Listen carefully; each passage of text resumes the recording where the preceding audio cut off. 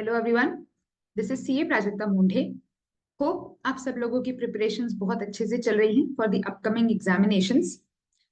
Now, as we are preparing for the November 24 CA final examinations, Institute has released statutory update for the upcoming examinations.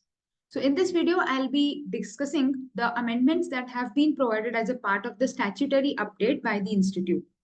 Now, let's first understand what all topics or what all circulars are being covered under this particular statutory update.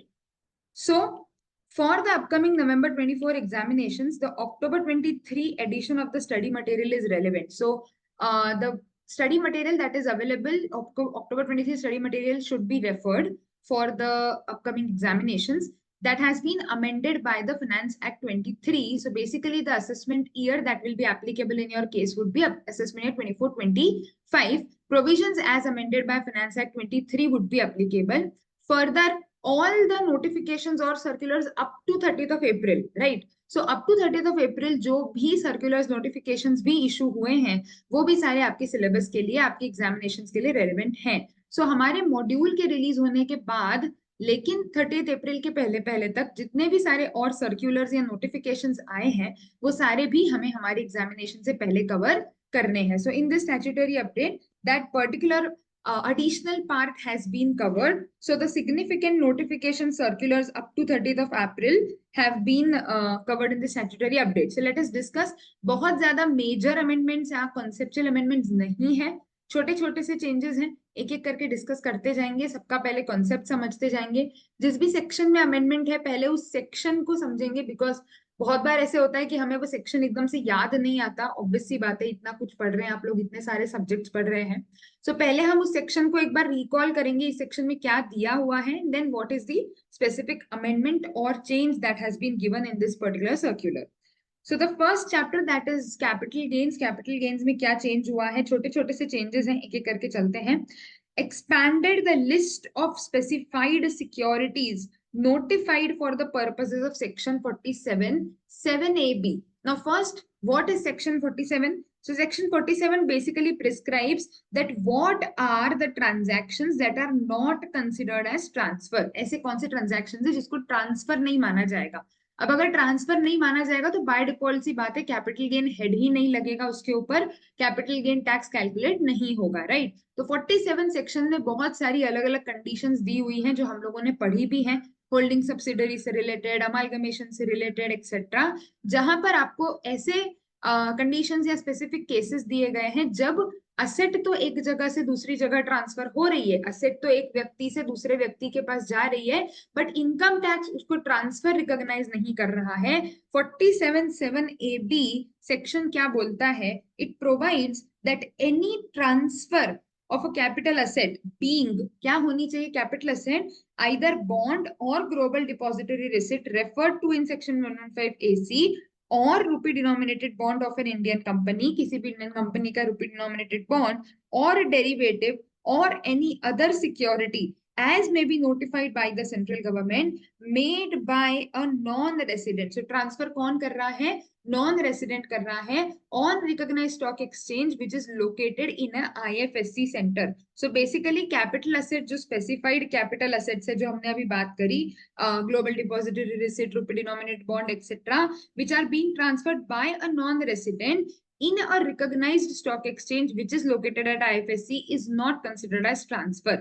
Correct? If what is the another condition? It is payable or paid. It is basically the consideration is paid or payable in a foreign currency. तो मैंने इसी को एक short में वो दिया है आपको फ्लो चार्ट. तो बेसिकली अगर ये कंडीशंस फुलफिल होती है तो this transfer will not be considered as transfer for the purposes of capital gain tax. तो इसके ऊपर कैपिटल गेन नहीं लगेगा. अब यहाँ पर कुछ एडिशनल सिक्योरिटीज को क्या किया है, नोटिफाई किया गया है by way of central government by way of this notification. So किस किस को नोटिफाई किया है? Unit of investment trusts that is being REITs और InvITs. So REITs और InvITs को अगर है यूनिट, उनकी यूनिट्स है तो वो भी यहाँ पर कवर रहेगा. Unit of a scheme, any scheme of fund management entity launched under IFSC authority, that is also covered under this section. and unit of an exchange traded fund launched under the IFSC authority. So basically पहले जो securities notified थी, ये जो हमने पढ़ी, इनके साथ साथ अब ये सिक्योरिटीज को भी नोटिफाई कर दिया गया है. तो अगर ये कोई नॉन रेसिडेंट सेल कर रहा है which is through recognised stock exchange which is located in an IFSC unit, and in that particular case the current consideration is paid or payable in foreign currency, then these if the transfer is of these assets, then also section 47 would apply. That means capital gain shall not be applicable. So in addition to the notified securities which are listed on a recognized stock exchange in any IFSC will not be considered as transfer. This is a very small sa amendment in capital gain. कोई बहुत major change नहीं है. बहुत बार इस पे question आता है, ऐसा जरूरी भी नहीं है, बट हाँ फिलहाल कुछ IFSC यूनिट्स जो है वो काफी प्रोस्पेक्टिवली या काफी प्रोमिनेंस पे है, उसके ऊपर क्वेश्चन आने के चांसेस हैं, तो ये हमें अमेंडमेंट ध्यान में रखना है. Assessment of trusts and institutions, political parties and other special entities. Assessment of trusts and institutions, political parties. तो क्या अमेंडमेंट हुआ है? सबसे पहले तो हमारी जो परमिशेबल मोड्स होते हैं 11(5) में, कि अगर आपका अक्यूमुलेशन नहीं हो पा रहा है या due to any other reasons, या फिर अगर हम कॉर्पस का एग्जामिशन लेना चाहते हैं, so there are various other sections जहां पर 11(5) को रेफर किया जाता है कि पैसा आप इसमें जमा करके रख दो, हम आपको बेनिफिट दे देंगे. तो कुछ प्रोस्क्राइब्ड प्रोसेस है, प्रिस्क्राइब्ड फंड्स हैं जो कि गवर्नमेंट ने नोटिफाई करके रखे हैं कि अगर इनमें पैसा डाला है तो ही वो 11(5) के लिए कंसिडर किया जाएगा. एग्जेम्पशंस या बेनिफिट्स जो भी हैं वो मिलेंगे, अदरवाइज नहीं मिलेगा. Now what they are mentioning is कि इसमें कुछ एडिशनल फंड्स को इंक्लूड कर दिया गया है. So this has expanded the list of permissible modes by inserting a clause 10 to include investment by way of acquiring units of power grid infrastructure investment trust. इसको भी 11(5) में कंसिडर किया जाएगा. Correct? So this is also considered as an additional you can say point for claiming deduction or benefits under 11(5). Now this is a very important amendment. Amendment में जो मुझे लगेगा कि हाँ ये थोड़ा स्पेसिफिक सा है, ये थोड़ा important ज्यादा है, उसके ऊपर हम थोड़ा ज्यादा ध्यान देंगे. So clarification with respect to donations given to other trusts, whereby only 85% of the donated amount is considered as an application, while remaining 15 does not qualify as application. अभी सवाल क्या है, पहले तो सिचुएशन समझते हैं, हुआ क्या है. हम सब लोगों को पता है कि एक अमेंडमेंट आया था.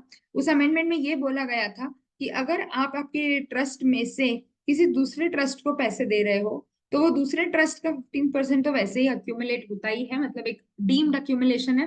तो बचता है बाकी का 85% जो कि उसको अपने बिजनेस एक्टिविटीज में अप्लाई करना होता है. तो सपोज ट्रस्ट ए ने ट्रस्ट बी को 5,000 रुपीज एज ए डोनेशन पे किया. ना बी ट्रस्ट जो है वो क्या करेगा, इसमें से 15% उसका स्टैंडर्ड डिडक्शन है ही सही, तो इसका 15% भी स्टैंडर्ड उसमें जाएगा, एक तरीके से डीम्ड अक्यूमुलेशन में जाएगा. बैलेंस इसका 85% जो है वो जो ट्रस्ट बी है वो क्या करेगी, उसको यूटिलाइज करेगी, है ना, वो उस पर्टिकुलर अमाउंट को यूटिलाइज करेगा. नाउ यहाँ पर दिक्कत क्या आती है कि जो फर्स्ट ट्रस्ट है, हमने क्या बोला था, ये तो प्रोविजन हम समझे कि ये प्रैक्टिकली एप्लीकेबल सिनेरियो है. अब इन्होंने अमेंडमेंट क्या लाया था कि भाई देखो ऐसा है कि तुम किसी दूसरे ट्रस्ट को दे रहे हो, अगर वो कॉर्पस का पार्ट है सामने वाले के, तब तो आपको एग्जेम्पशन मिलना ही नहीं है. लेकिन अगर आप उसके कॉर्पस में नहीं, नॉर्मल इनकम में भी पार्ट दे रहे हो, तो भी आपको सिर्फ 85% का ही एप्लीकेशन मिलेगा. उसको सिंपल लॉजिक है, क्योंकि सामने वाला 15% जो है वो डीम्ड अक्यूमुलेशन कर रहा है, तो आपके हिस्से में 85% का ही बेनिफिट आएगा. अब सवाल ये उठा कि ठीक है चलो हम टैक्स पे कर देंगे, हम मना नहीं कर रहे हैं कि हमको 85 से ज्यादा बेनिफिट, तो आपका लॉजिक बिल्कुल सही है. लेकिन फिर इस 15 का करना क्या है, क्या हमको इसको इन्वेस्ट करके रखना पड़ेगा, या फिर हमें किस तरीके से इसको शो करना है ताकि ये हमारा अलग से एड ऑन नहीं हो जाए, या कहीं पर भी ये नहीं कंसिडर किया जाए कि हमने इन्वेस्ट एप्लीकेशन ही नहीं किया. So what is the practical difficulty that the institutions are having? Let's first understand. कोई भी सर्कुलर, कोई भी नोटिफिकेशन, ऑब्वियसली, या कोई भी अमेंडमेंट किसी ना किसी सिचुएशन को, किसी प्रॉब्लम को बहुत बार टैकल करने के लिए लाया जाता है. ठीक है, so we need to first understand was there any practical difficulty जिस वजह से ये सिचुएशन अराइज हुई और ये नोटिफिकेशन लाया गया. So now what is happening, suppose amendment में उन्होंने क्या बोल दिया कि भाई तुमने इनको डोनेशन दिया, सामने वाला फिर अपना 15% उसको अक्यूमुलेट करेगा और फिर 85% भी स्पेंड करेगा। तो ऐसे तो ये साइकिल चलती जाएगी और हर स्टेज पे उस अमाउंट का 15-15% क्या होता जाएगा, अक्यूमुलेट होता जाएगा। सो ऐसा तो नहीं चलेगा, ये तो एक गड़बड़ हो जाएगी। So what we are saying that आपने जितना पेमेंट किया है वो पूरा एप्लीकेशन नहीं माना जाएगा, उसका 85% ही एप्लीकेशन माना जाएगा, ठीक है। देन वो पूरा अमाउंट इसके पास गया, 15% इसने एक्यूमुलेट किया, 85% इसने स्पेंड किया, तो बात बराबर, जितना इसने स्पेंड किया उतना ही आपको भी एप्लीकेशन मिलेगा। सो बेसिकली वो चीज बराबर बैठ गई। लेकिन अब प्रैक्टिकल दिक्कत क्या हो रही है, ये जो फर्स्ट ट्रस्ट है इसके पास से पैसा तो पूरा चला गया, सपोज 5000 रुपीज, तो पैसा तो इसके पास से पूरा चला गया, लेकिन इस पूरे 5000 रुपीज का आपको एप्लीकेशन नहीं मिल रहा है।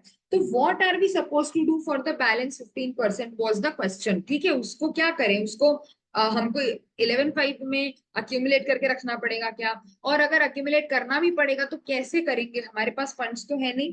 तो क्लेरिफिकेशन डाला है, सर्क्यूलर इशू किया हुआ है, एक एग्जाम्पल के थ्रू उन्होंने इसको एक्सप्लेन किया है। उन्होंने ये बोला है कि आपका जो पूरा 100 है वो हम यहाँ पर लेंगे, आपको अलग से उस 15 के लिए एप्लीकेशन में 85 ही माना जाएगा, but that 15 will not be required to be deposited somewhere else. Now what they are saying specifically, see, it is clarified that the 15% of such donation by the donor shall not be required to be invested in the specified modes of 11/5 as the entire income has been donated to the institution.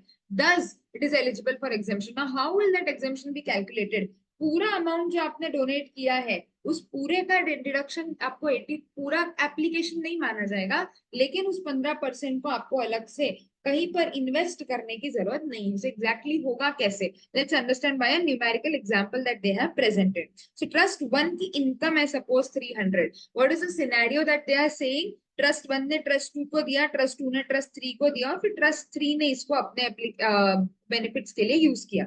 So first income है 300, income which is required to be applied is 85%, है ना। जितनी आपकी income है उसका 15% आप क्या कर सकते हो, डीम्ड अक्यूमुलेशन कर सकते हो। तो 300 का अगर मैं कैलकुलेट करती हूँ 15%, तो मेरा deemed accumulation is 45 rupees I am allowed to accumulate, deemed accumulation, right? So I need to spend 255. Now, out of this 300, I have donated 100 rupees to other trust. ठीक है, जो अदर ट्रस्ट की क्या हो जाती है, इनकम हो गई, है ना। अब ये 255 में से मुझे टोटल साल भर में 255 का एप्लीकेशन करना है, इस 100 में से 85 will be considered as an application. तो हमने क्या किया, इसका 85% निकाला और वो एप्लीकेशन की हमारा उतना अप्लाई हो गया। देन बैलेंस हमारा जो 200 बचा उसमें से भी हमको क्या करना पड़ेगा, 85 अप्लाई करना है, क्योंकि हमारा टोटल कितना है, अमाउंट टोटल 300 है, टोटल का 85%। सो 200 में से भी हमने अलग अलग जगह पर अगर हम इन्वेस्ट करेंगे, अप्लाई करेंगे, तो 170 का हमको अप्लाई करना है। So now what is happening, now what is here, 170 you have applied, now they have mentioned that there has been some kind of application of this 170. Now remaining income which may be accumulated without any form, इस 200 में से 170 तो आपने expand कर दिया, apply कर दिया, ये जो 30 है इसके लिए आपको कोई फॉर्म वगैरह फाइल करने की जरूरत नहीं है, ये डीम्ड अक्यूमुलेशन में चला जाएगा, correct. Now funds required to be invested in 11/5 mode, कितना इन्वेस्ट करना पड़ेगा, remaining income which may be accumulated without form is 30 and the amount which is required to be invested in section 11/5 is 30। तो हमारा जो total income है वो कितना exempt हो जाएगा, टोटल इनकम हमारा 300 जो है वो एग्जेम्प्ट हो जाएगा। सो कैसे किया हमने, देखो 300 में से ये इस फिगर का डायरेक्टली यहाँ पर कोई संबंध नहीं है, हमने ये क्यों निकाला है, हमने ये इसलिए निकाला है कि हमने 85 प्लस 170 का ब्रेकअप हो गया वो एक तरीके से। तो अगर हम पूरा एक्सपेंड कर देते हैं, पूरा स्पेंड कर देते हैं, तो फिर हमारा वो एडजस्टमेंट में आ जाएगा, हमको अलग से कुछ करने की जरूरत नहीं है। So funds required to be invested in 11/5 is basically what, H that is equal to G that is equal to 30, right? So this is how the mechanism will go. Got it? So basically you will be able to claim an exemption जो 15 हमारा differential आ रहा है, ये जो 15 है, ये आपको invest करने की जरूरत नहीं है। क्यों जरूरत नहीं है? सिंपल लॉजिक है, फंड के पास पैसा ही नहीं है। 11.5 के मोड्स में इन्वेस्ट कैसे करेगा जब फंड के पास वो अमाउंट ही नहीं है? तो ठीक है, सो एप्लीकेशन में कंसिडर सिर्फ 85 ही होगा। हाउएवर आपको उसको बैलेंस को कहीं पर इन्वेस्ट करने की जरूरत नहीं है। सिमिलरली अगर ट्रस्ट 2 के पॉइंट ऑफ व्यू से देखा जाए तो 100 का इनकम आया, 85 इसमें से आपको ये करना है, अप्लाई करना है, 15 विल बी डीम्ड अक्यूमुलेशन। सो हमने ये पूरा का पूरा 100 कहीं पे डोनेट कर दिया, पूरी की पूरी इनकम ही डोनेट कर दी, तो अगेन एप्लीकेशन 85 ही माना जाएगा। लेकिन अगेन आपको कहीं पर स्पेसिफाइड इनकम में, स्पेसिफाइड फंड्स में कुछ भी इन्वेस्टमेंट करने की जरूरत नहीं है, बिकॉज आपके पास पैसा ही नहीं है, तो आप इन्वेस्ट कहाँ से करोगे? सिमिलरली ट्रस्ट 3 के पास ये आया, ट्रस्ट 3 ने इसमें से 85 का अपने लिए बेनिफिट के लिए कोई भी एक्सपेंडिचर किया, इसने किसी और ट्रस्ट को कोई डोनेशन नहीं दिया है। सो बस अमाउंट जो बच गया that will have to be invested in the specified modes of 11.5। So basically that is what is exactly suppose to be done. अभी आपको ये तीनों ट्रस्ट की क्रॉस एप्लीकेशन में सिचुएशन समझ में आई होगी, है ना? सो ये चीज एग्जामिनेशन में ध्यान रखनी, इस पे प्रैक्टिकल क्वेश्चन आ सकता है, बिकॉज ये अमेंडमेंट्स है, तो अमेंडमेंट्स में हमेशा इंपॉर्टेंट रहते हैं questions. Extension of due date for filing of form number 10A and 10AB. Now, form 10A, 10AB are related to the approval and registration of the trusts. So, application in form 10A is to be filed for reapproval or re-registration of the trust.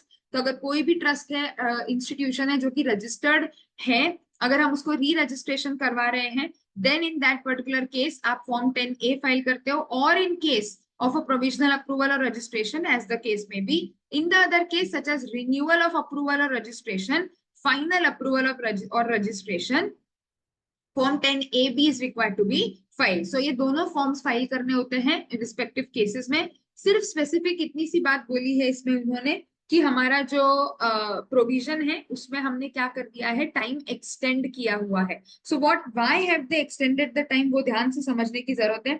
Application in Form 10A for reapproval of the trust or institution in the first provision to 23C or re-registration of the trust under 12A was to be made on or before 30 जून 2021, जो कि date extend हुई थी up to 30 सितंबर।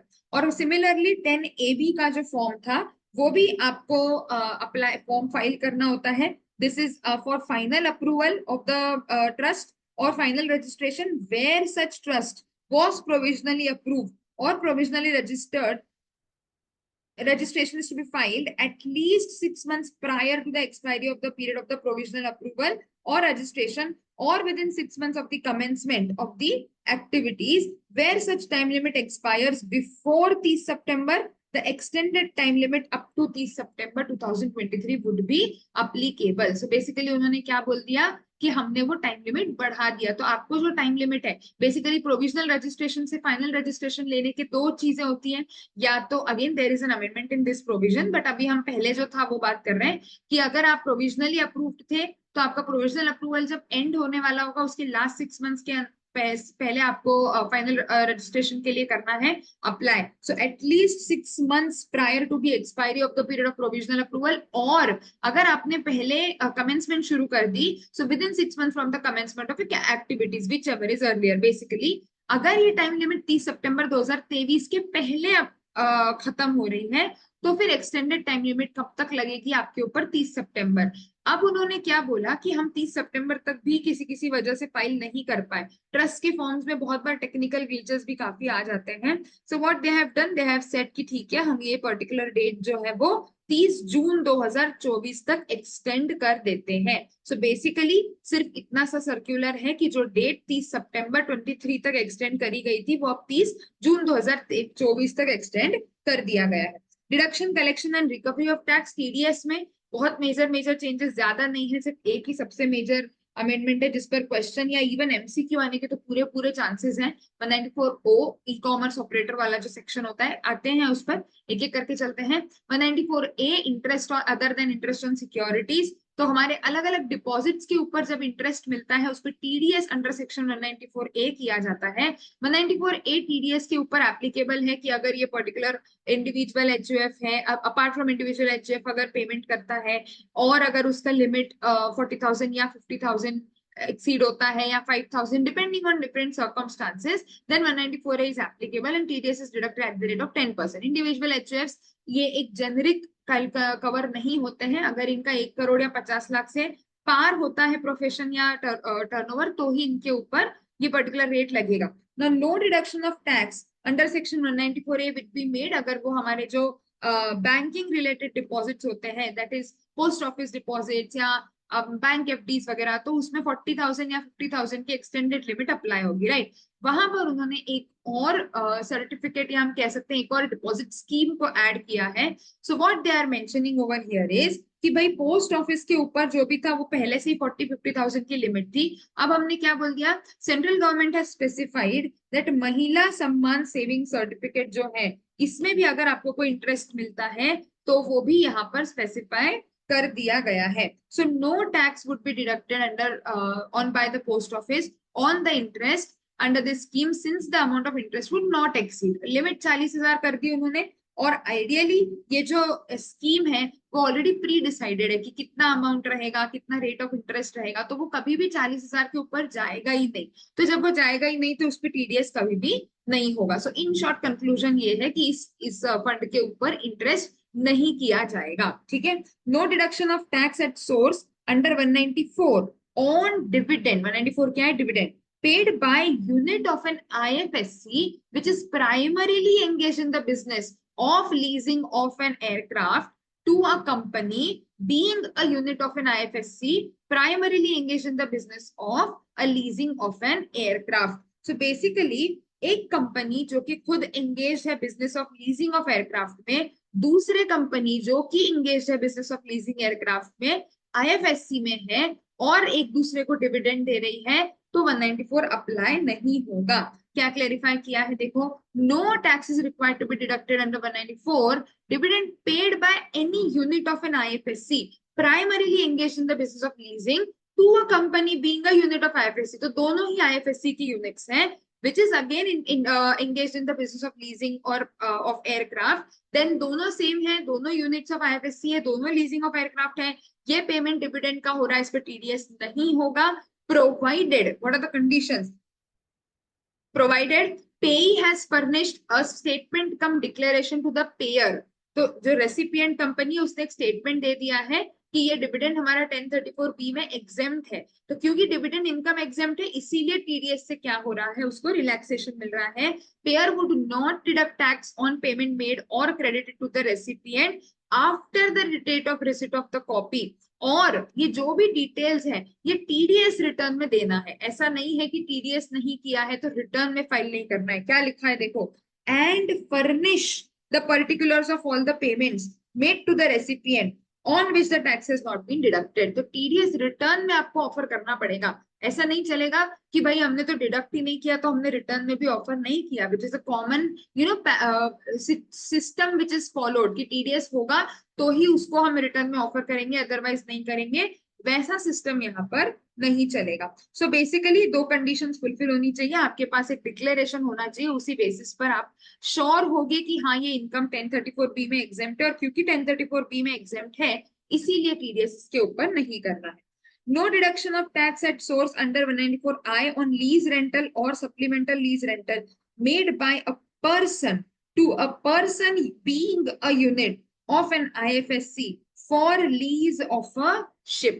तो एक person दूसरे person को rent दे रहा है और जो सामने वाला है जिसकी इनकम हो रही है वो व्यक्ति एक आईएफएससी यूनिट में है और लीज ऑफ शिप बिजनेस में है, तो अगेन इसके ऊपर टीडीएस नहीं होगा विद इफेक्ट फ्रॉम 1 सितंबर 2023। ऊपर भी वही डेट थी।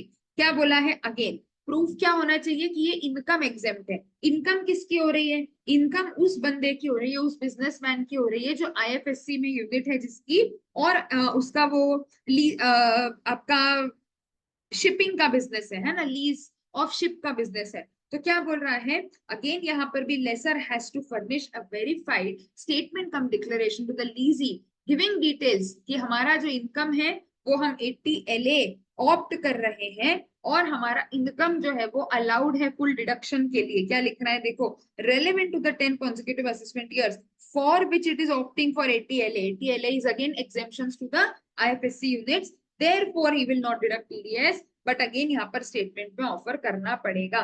लेकिन अगेन वही वाली बात है, ओनली ड्यूरिंग द ईयर्स जो कि आपने 80 LA ऑप्ट किया हुआ है, क्योंकि आपकी इनकम एग्जेम्प्ट है, उसके ओवर एंड अबव किसी भी पीरियड में आपको ये बेनिफिट नहीं मिलेगा। Now coming on to the most important clarification that has been given for 194O. 194O requires to deduct tax at source by an e-commerce operator at the rate of 1% of the gross amount of sales or services. ये तो हम पढ़ चुके हैं। TDS कौन करता है? E commerce operator करता है। किसका टीडीएस किया जाता है? ई कॉमर्स पार्टिसिपेंट का टीडीएस किया जाता है। तो जब e commerce operator e commerce participant को पेमेंट करता है तब उसका 1% ग्रॉस सेल्स का टीडीएस करके और फिर उसको पेमेंट करता है, right? On if the goods or services are provided through facilitated by through its digital or electronic facility or platform. Now here it is important to understand it is facilitated by the e-commerce operator. Now the CBDT has with the approval issued following guidelines. There were some practical difficulties, so let's see क्या guidelines दिए गए हैं। Who should deduct tax where there are multiple e-commerce operators involved in a transaction? एक से ज्यादा आपके पास कभी कभी ऐसा होता है ना, कि एक से ज्यादा ईसीओ जो है वो इन्वॉल्व है। देखो क्या है एग्जांपल उन्होंने दिया है, where multiple ECOs are involve in a single transaction of sales of goods or services through ECO platform or network, and where the seller side ECO is not the actual seller of the goods or services. On the buying side, a buyer ECO could be providing an interface to the buyer, and a selling side, a seller ECO could be providing an interface.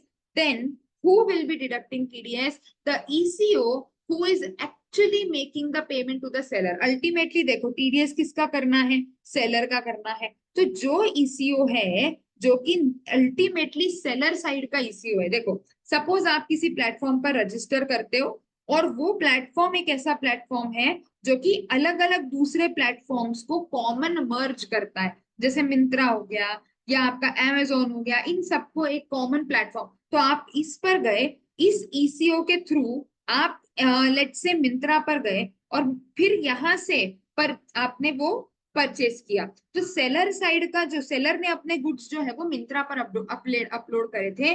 Myntra और इनका कुछ आपस में agreement हुआ होगा for promotion और sales और whatever, and your eco is this, you have been dealing with this particular ECO. So now what is happening in this particular case? There are two ECOs. So आपका पैसा किसके पास गया है? आपका पैसा इस ECO के पास गया है ना, ECO 1 के पास, लेकिन अल्टीमेटली सेलर को पेमेंट कौन कर रहा है? ECO 2। तो उनका क्या लॉजिक है? उन्होंने बोला देखो सिंपल सी बात है, टीडीएस अगर एकदम ब्रेक डाउन करूं मैं और एकदम बेसिक में जाऊं तो टीडीएस का मतलब क्या है कि जब इनकम जनरेट हो रही है आप इनकम देते समय सामने वाले का टैक्स डिडक्ट करते हो, राइट? तो वो इनकम कितने भी हाथों से होते हुए आई हो, अल्टीमेटली जिस व्यक्ति की इनकम है जब पैसा उसको दिया जा रहा है तब आप उस पर क्या करोगे? टीडीएस करोगे। तो सेलर को सेलर साइड ईसीओ जब भी पे करेगा तब उस सेलर को पे करते समय वो क्या करेगा? उसके ऊपर टीडीएस करेगा। सिंपल हिसाब है, ज्यादा टेंशन लेने वाली बात नहीं है। बट ये अलग अलग सिनेरियोज है जिसके ऊपर क्वेश्चन आ सकता है, तो हमको एक एक सिनेरियो ध्यान से समझने की जरूरत है। So the compliance is to be done by seller side who finally makes the payment to the seller. Situation 2, where the multiple ECOs are involved in a single transaction and seller side ECO is the actual seller of the goods and services. कभी कभी ये भी होता है कि आप ECO खुद ही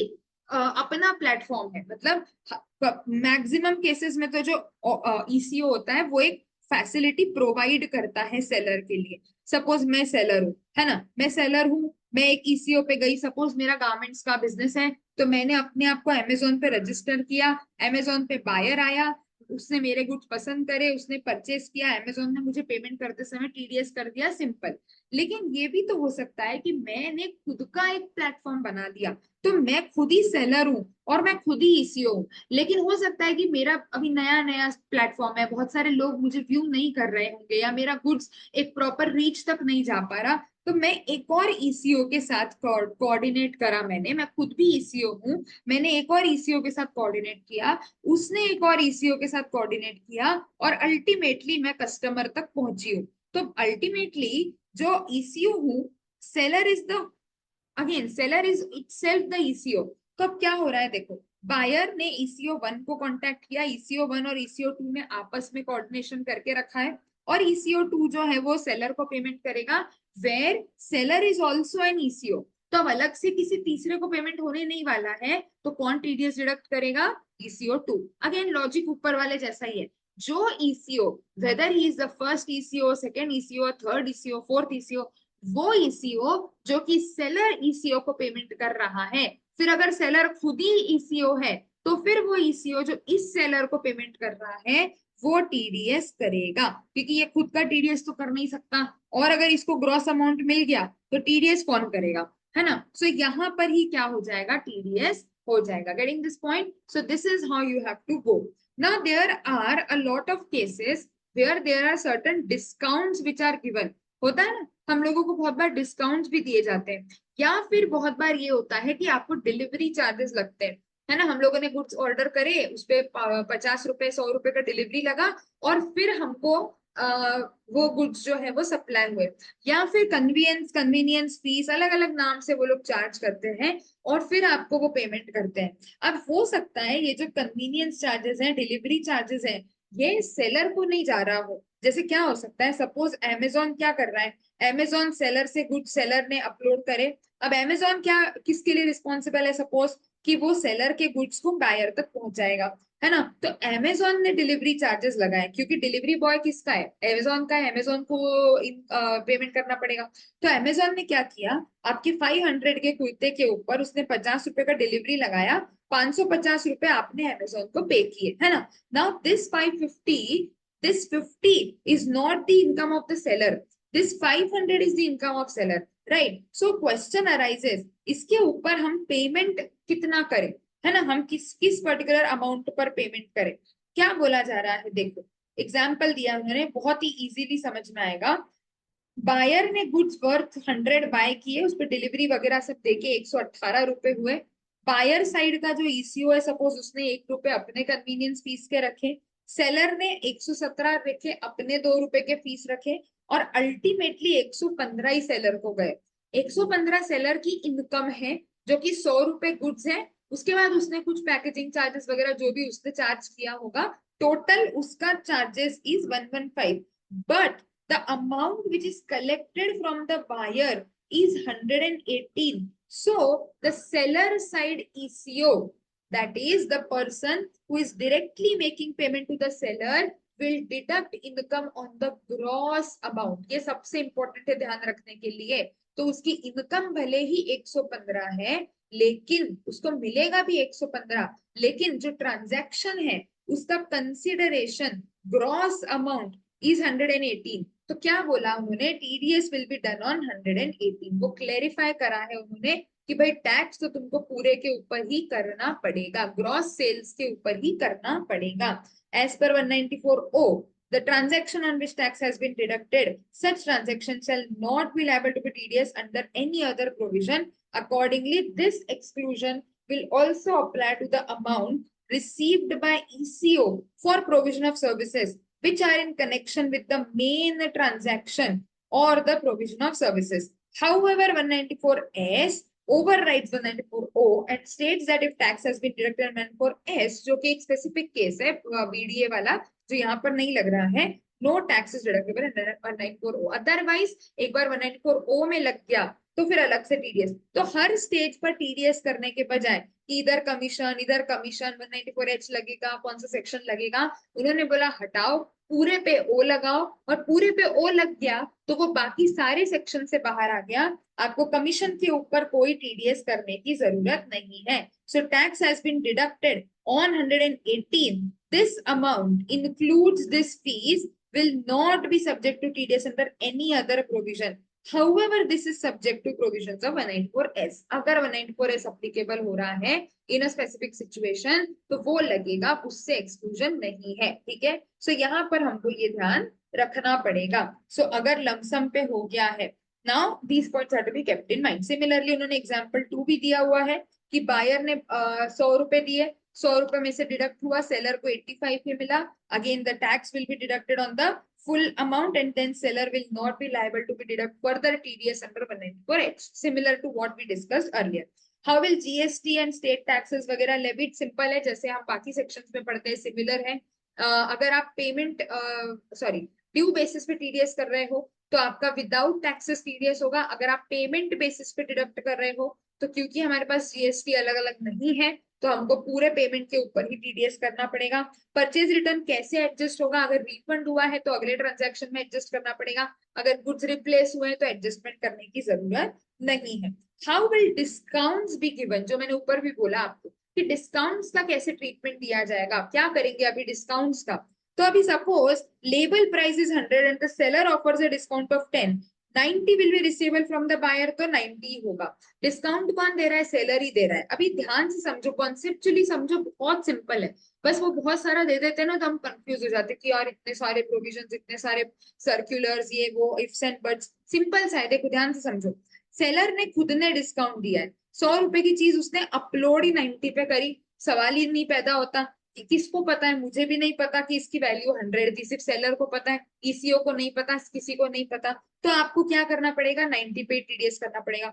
अब सपोज ईसीओ ने डिस्काउंट दिया, होता है ना, अमेजोन अपनी तरफ से डिस्काउंट दे रहा है अपने प्लेटफॉर्म को प्रमोट करने के लिए। क्योंकि बहुत बार क्या होता है, देखो आप लोगों ने देखा होगा, सेम प्रोडक्ट सेम सेलर, आप शॉप पे खरीदने जाओगे, लेट्स से मैं एक एग्जांपल लूं, अगर कि सपोज कोई शैम्पू की बॉटल है, वो शैम्पू आप अगर शॉप पर खरीदने जा रहे हो तो इट्स वर्थ 1000, और वही शैम्पू अगर आप ऑनलाइन देख रहे हो तो उसका वैल्यू 900 है, होता है। So there is a possibility कि सेलर कोई डिस्काउंट नहीं दे रहा है, सेलर तो रेडी है कि भैया मैं तो 1000 में ही बेचूंगा, बट अमेजोन या वो जो प्लेटफॉर्म है वो अपना प्लेटफॉर्म प्रमोट करने के लिए क्या कर रहा है, और होलसेल रिटेल का उसको जो कॉस्ट एफिशिएंसी का भी फायदा होता होगा, वो 100 रुपीज का एडिशनल डिस्काउंट दे रहा है। तो अब ये डिस्काउंट अगर आपको कौन दे रहा है? ईसीओ दे रहा है, that may be either buyer और सेलर, ईसीओ। तो फिर क्या होगा? कंसिडरेशन आप लोगे, the discount is given by the buyer ECO, usually the seller receives the full consideration. उसने क्या बोला कि देखो मैं डिस्काउंट नहीं दे रहा हूँ, तो ये तुम्हारा प्रैक्टिकल प्रॉब्लम है कि तुमको तुम्हारा डिस्काउंट देना है बायर को अट्रैक्ट करने के लिए, लेकिन मुझे तो पूरा पैसा मिलने वाला है। तो आइडियली अगेन टीडीएस किस पर होना चाहिए? टीडीएस पूरे अमाउंट पर होना चाहिए। तो बायर साइड ने डिस्काउंट दिया है, वो बायर अपना वो डिस्काउंट इसमें ऐड करेगा और सेलर को पूरा पैसा देगा कि भाई ठीक है, तेरा प्रोडक्ट 1000 रुपए का था, मैंने 100 का डिस्काउंट दिया कस्टमर को, पर तेरा पैसा तो तुझे बराबरी से मिलना चाहिए, तो हम आप आपका 1000 रुपीज रखो, एंड इस केस में टीडीएस क्या होगा? पूरे 1000 पे किया जाएगा। सो इन ऑल अगर आप सारे ही कॉन्सेप्ट समझोगे, सेलर को जो भी अमाउंट मिल रहा है उस कंसिडरेशन का जो ग्रॉस अमाउंट है उस पूरे के ऊपर टीडीएस किया जाएगा, सीधा सिंपल हिसाब है। Clear? So this are the conditions that have been given for ECO. Now assessment procedure, again not a very major change और अमेंडमेंट। असेसमेंट प्रोसीजर में कुछ ऐसा खास अमेंडमेंट नहीं आया है। छोटा सा पैन रिलेटेड जो प्रोसीजर्स होते हैं, कब पैन लेना मैंडेटरी है, कब पैन लेना मैंडेटरी नहीं है, कब पैन कोट करना मैंडेटरी है, उसमें कुछ चेंजेस थोड़े से लाए गए हैं। सो 114B, BA and BB rule of income tax rules have been a bit modified. 114B जो है आपका वो अमेंड किया गया है। 114B होता क्या है पहले तो वो समझते हैं। सो 114B में कुछ ट्रांजैक्शंस प्रिस्क्राइब करे गए हैं। Coating of pan is mandatory अगर आप कोई भी ऐसे ट्रांजैक्शंस में एंटर करते हो। As per second provision requirement is not applicable अगर आपके पास पैन नहीं है, और अगर आप फॉर्म 60 दे देते हो तो फिर ये आप पे नहीं लगेगा, ऐसा रिलैक्सेशन था। लेकिन उसमें से उन्होंने कंपनी और फर्म को बाहर कर दिया था। अब उन्होंने क्या बोला है कि कंपनीज वैसे तो एक्सक्लूडेड है, बट अगर एक फॉरेन कंपनी है और वो आईएफएससी बैंकिंग यूनिट के साथ ट्रांजैक्शन एंटर करती है, enters into following transactions in an IFSC banking unit, then उसके ऊपर पैन की मैंडेटरी नहीं रिक्वायरमेंट रहेगा, फॉर्म 60 से भी काम चल जाएगा। सो अगर फॉरेन एंटिटी है और वो अगर आईएफएससी बैंकिंग यूनिट के साथ अकाउंट ओपन कर रही है, टाइम डिपॉजिट में एंटर कर रही है, तो फिर उसको इन केसेस में अगर ये लिमिट एक्सीड भी होती है तो भी उसको पैन की जरूरत नहीं है, फॉर्म 60 से काम चल जाएगा। सिमिलरली 114BA BB में भी छोटे छोटे अमेंडमेंट्स आए हुए हैं। 114BA who has not been allotted has to apply for PAN अगर वो इन transactions में entertain करता है. कैश अगर डिपॉजिट करना है वन और मोर अकाउंट्स विद बैंक और कोऑपरेटिव बैंक और पोस्ट ऑफिस 20 lakhs और मोर, या विड्रॉ करना है वन और मोर अकाउंट्स में से cash again 20 lakhs or more, open a current account cash credit, तो आपको बैंक में पैन देना पड़ेगा. Similar transactions are prescribe for the purpose of quoting PAN or Aadhaar number in the document pertaining to such transactions under 114BB. तो यहाँ पर again उन्होंने amend कर दिया है, a person is not required to apply for PAN or quoting of PAN if the person making the deposit or withdrawal or opening that particular account is a non-resident or a foreign company. The transaction is with an IFSC banking unit and the non-resident in a particular entity does not have any income chargeable to tax in India. तो फिर उसके ऊपर ये requirement applicable नहीं होगी. तो relaxation दिया गया है, quite similar to the above relaxation. Next is relating to 142(2)(a) जो स्पेशल ऑडिट होता है आपका असेसमेंट प्रोसीजर्स में, हमने 142 पढ़ा हुआ है. Substitution of rule 14B for specifying guidelines for the purpose of determining expenses for audit. तो वो ऑडिट करने की कितने कितने एक्सपेंसेस का कैसे क्या चार्ज होगा उसके रूल्स होते थे 14B. वहां पर रूल सब्स्टिट्यूट हुआ है. सो क्या सब्स्टिट्यूट किया गया है? The expenses and incidental audit inventory, including remuneration of accountant, cost accountant, or other assistants, should not be less than 3750 and not more than 7500 for every PR in the period as specified by the assessing officer. ये उन्होंने एक limit लगाया कि कितना पैसा आपको उनको देना है for that particular special audit. Circular number 3 of 2023, dated 28th March, has been partially modified to provide relief for TDS, TCS, deductors and collectors. ये एक बहुत प्रैक्टिकल डिफिकल्टी आ रही थी. पैन आधार लिंकिंग मैंडेटरी हो गया है, हम सबको पता है. अभी पैन आधार अगर लिंक नहीं है तो उन्होंने क्या बोल दिया था कि भैया तुम्हारा पैन इनऑपरेटिव हो जाएगा. पैन इनऑपरेटिव हो जाएगा तो क्या होगा? It will be considered as no PAN case. No PAN case है तो तुम्हारा हायर TDS लगेगा, हायर TCS लगेगा. And the deductors are facing a lot of issues, क्योंकि क्या होता है बहुत बार पुरानी पार्टीज हैं, आपने पैन लेके रखे हैं, पता नहीं है, हर किसी से चेक नहीं किया, डिडक्ट हो गया, रिटर्न फाइल हो गया, जब प्रोसेस हुए तो लाइन से लोगों की डिमांड्स आई. आई होप अगर आप लोगों ने आर्टिकलशिप डे में ये भी ये केसेस जरूर देखे होंगे कि ये हायर TDS के केस की बहुत डिमांड्स आई Q2 Q3 से स्टार्ट होते हुए. I also seen a lot of cases like this in my practical experience. तो क्या हुआ? वो जेन्युइन हार्डशिप हुई. तो उन्होंने बोला कि ठीक है, फर्स्ट ईयर है तो हम एक रिलैक्सेशन देते हैं.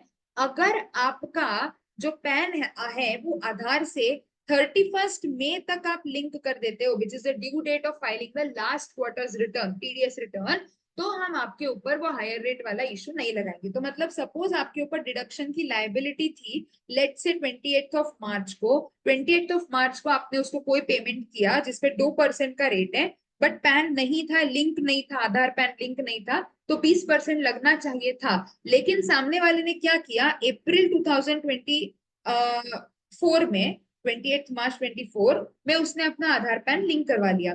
तो मतलब डेट ऑफ डिडक्शन के दिन लिंक नहीं था, लेकिन 31 मार्च तक अगर वो लिंक हो गया है तो फिर आपके ऊपर ये हायर रेट वाला चीज अप्लाई नहीं होगा. बट देन अगेन आगे चल के वो अप्लीकेबिलिटी तो है. This is a temporary relaxation which has been provided only if it is linked on or before 31st of May 2024. So this can be used for the cases where the PAN or has become inoperative because it is not linked with the Aadhaar. So these are the major changes that have been given in the statutory update. अभी तक जो हमने बात करी, capital gain में changes हुए हैं, कुछ TDS रिलेटेड चेंजेस हुए हैं, कुछ प्रोसीजरल है, पैन रिलेटेड चेंजेस हुए हैं. So these are the major amendments that have been given. Now last 1 or 2 changes which we are going to discuss. First one is related to tax audit and ethical compliance. I'll take this in the last क्योंकि ये हमारा audit report related वाला chapter है. सो पहले हम chapters में related जो changes है वो देख लेते हैं, which is just last, which is remaining, that is NR taxation. Activity notified by central government for exemption under 110(4)(g) with regards to income received by a non-resident in an account maintained with an offshore banking unit in any IFSC. Majorly काफी सारे exemptions related provisions में amendment IFSC units के आए हैं। IFSC units को काफी promotion देना चाहती है गवर्नमेंट, सो आईएफएससी यूनिट से रिलेटेड ही आए हैं अमेंडमेंट्स। क्या बोल दिया उन्होंने, 10(4)G जो है, again section 10 talks about exempt incomes.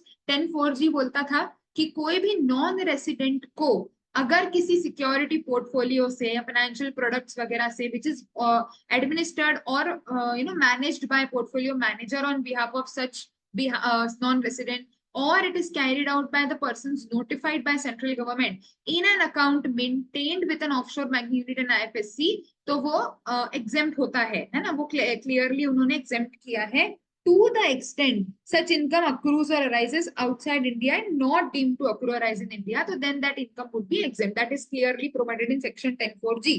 Now what they have mentioned, central government has notified any income of a non-resident from the activity of investment in a financial product in accordance with the contract between a non-resident and the capital market intermediary being a unit of IFSC would also be exempt. तो अगर intermediary जो है वो भी अगर unit in IFSC है, then that income will be exempt. Income should be received in the account of non-resident maintained with the offshore banking unit. So again, which is located in the IFSC. So majorly ये वाला change भी वही है, IFSC related अगर income है, that would be exempt. Now what is a financial product? That specifically means, so it is an exhaustive definition. Whenever a definition starts with means, it is an exhaustive definition. Securities, contracts, deposits, credit arrangements, foreign currency contracts, other than contracts to exchange one currency for another that are to be settled,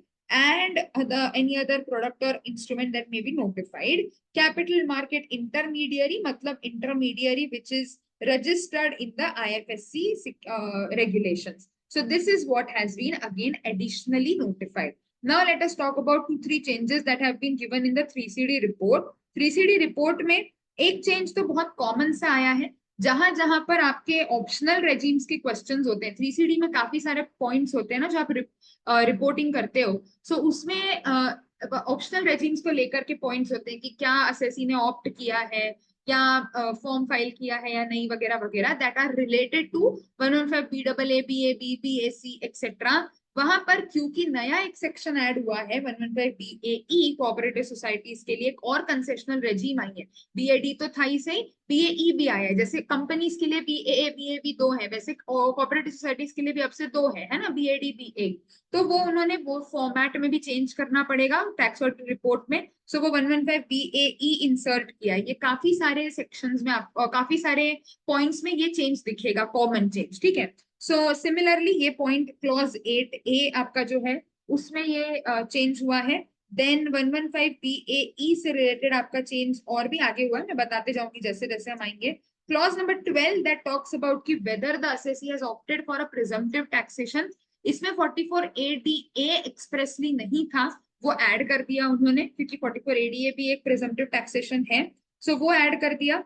particulars of depreciation allowable, यहाँ पर adjustment to be made to the return down value. 115 BAC specifically बोलता है कि आपको अगर आप opt इन opt out करते हो तो अकॉर्डिंगली आपकी जो रिटर्न डाउन वैल्यू है वो एडजस्ट करनी पड़ेगी। क्या होगा देखो, 115 BAC has not opted out of the aforesaid section and the income tax is computed under the aforesaid section. There is a depreciation allowance in the respect of block of asset from the earlier assessment year attributable to additional depreciation which has not been given full effect and which is not allowed to be carried forward, needs to be made and corresponding adjustment in the WDV, है ना। आपको WDV में changes करने पड़ेंगे कि इसका आगे आपको बेनिफिट नहीं मिलने वाला है। That is the WDV will be increased by the unabsorbed depreciation not allowed to be set off. Simple logic से बताती हूँ, देखो तुमने 10,000 की असेट खरीदी, मैं सिर्फ मेन फिगर्स ले रही हूँ। सपोज इसमें एडिशनल डेप्रिसिएशन तुमने माइनस किया लेट्स से 2,000 का, 8,000 तुमने WDV कर दी, है ना। अब लेकिन तुम्हारा 2,000 सेट ऑफ नहीं हो पाया क्योंकि बिजनेस में लॉसेस थे, प्रॉफिट्स नहीं थे सफिशिएंट, तो ये कैरी फॉरवर्ड होके आगे चला गया। लेकिन अब आप ऑप्शनल रेजिम में चले गए तो ये जो कैरी फॉरवर्ड होके आया है, मतलब जो ब्रॉट फॉरवर्ड अनअब्जॉर्ब डेप्रिसिएशन है, इसका सेट ऑफ नहीं मिलेगा। तो अकॉर्डिंगली तुमको क्या करना पड़ेगा, तुमको तुम्हारी WDV जो है वो बढ़ानी पड़ेगी। ये एडजस्टमेंट अगर किसी के केस में हुआ है तो वो स्पेसिफिकली आपको ये क्लॉज में हाईलाइट करके बताना पड़ेगा, ठीक है। नेक्स्ट, ये जो स्पेसिफाइड साइंटिफिक रिसर्च वगैरह के और ये जो स्पेसिफाइड डिडक्शंस होते हैं PGBP के 33AB ABA वगैरह, यहाँ पर एक नया हमारा सेक्शन इन्होंने ऐड किया है 33ABA, तो इसकी भी डिटेल्स यहाँ पर अब से देनी पड़ेंगी। जो स्पेक्ट्रम वाला एक केस होता है हमारा, obtaining right to use for the spectrum of telecommunication services, तो उसके भी अमोर्टाइजेशन का कब कितना कैसे क्या डिटेल्स है वो सब यहाँ पर डिस्क्लोज करना पड़ेगा, which is a clause 19 amendment. Clause number 21, details debited to the P&L in the nature of capital personal.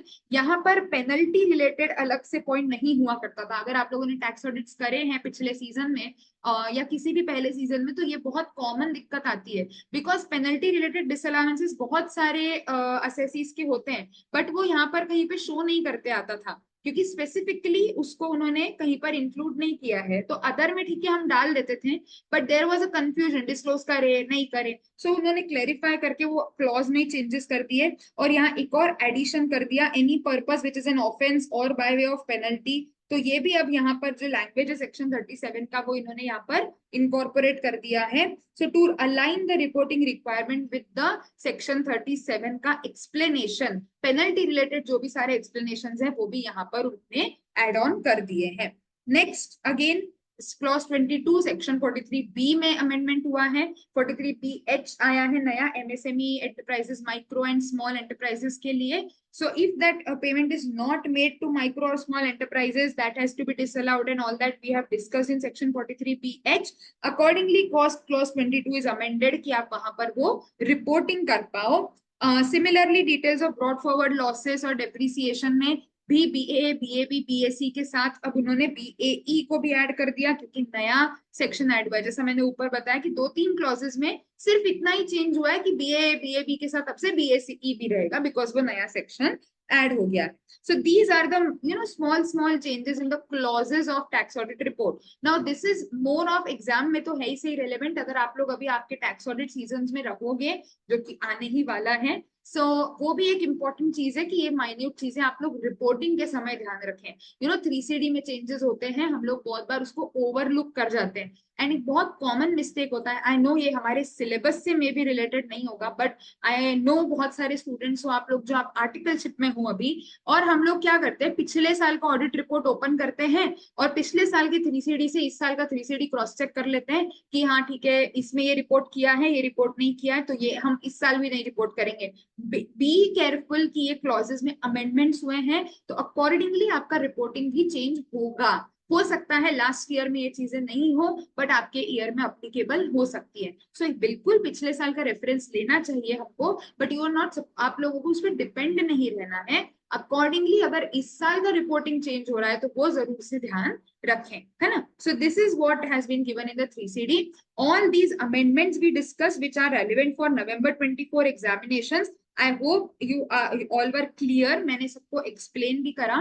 फिर भी अगर आपको कहीं भी कोई भी डाउट आया हो, कुछ भी अंडरस्टैंड करने में दिक्कत आई हो कि ये प्रैक्टिकली कैसे होगा या इस पे क्वेश्चन कैसे सॉल्व करना है, so feel free to discuss, feel free to reach out. And in case of any other doubts as well, आपके एग्जाम प्रिपरेशन से रिलेटेड आपको कुछ और भी असिस्टेंस चाहिए, do contact me. I'll be more than happy to help you on. All the very best for your examinations.